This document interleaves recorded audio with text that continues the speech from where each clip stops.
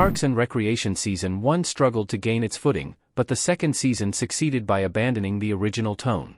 From 2009 to 2015, the mockumentary Parks and Recreation aired on NBC, following the story of Leslie Knope and the rest of the Parks Department in the fictional town of Pawnee, Indiana. The series became a classic, iconic sitcom with a large fan base.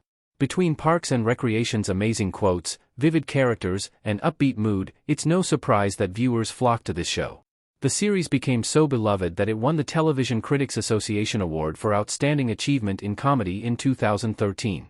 Additionally, the Parks and Rec cast came together to film a Parks and Recreation special in 2020 to raise money for Feeding America's COVID-19 Response Fund.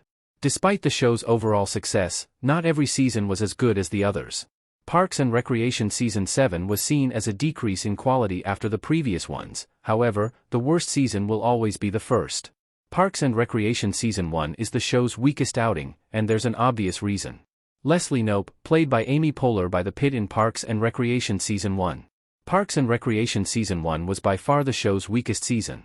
While the most obvious issue was the pacing, the tone was deeply flawed.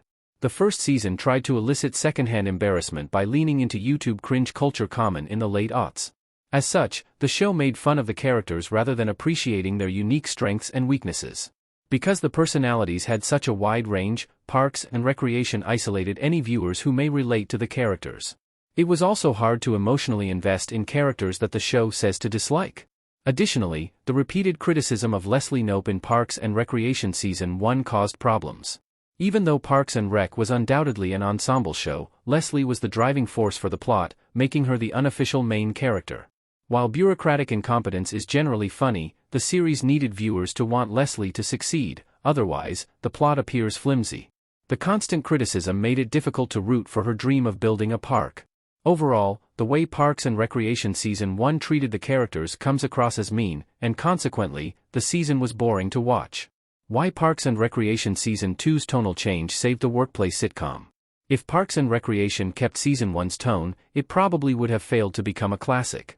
The show also likely wouldn't have continued for 7 seasons and been cancelled much sooner. However, Parks and Rec Season 2 became much peppier, making the characters more likable and down-to-earth in the process. These changes allowed audiences to invest in the show. Additionally, the tone set the series apart from other great workplace sitcoms like The Office and 30 Rock. Ultimately, like Leslie Knope and her campaign for city council, Parks and Recreation may be the best comeback kid in TV history.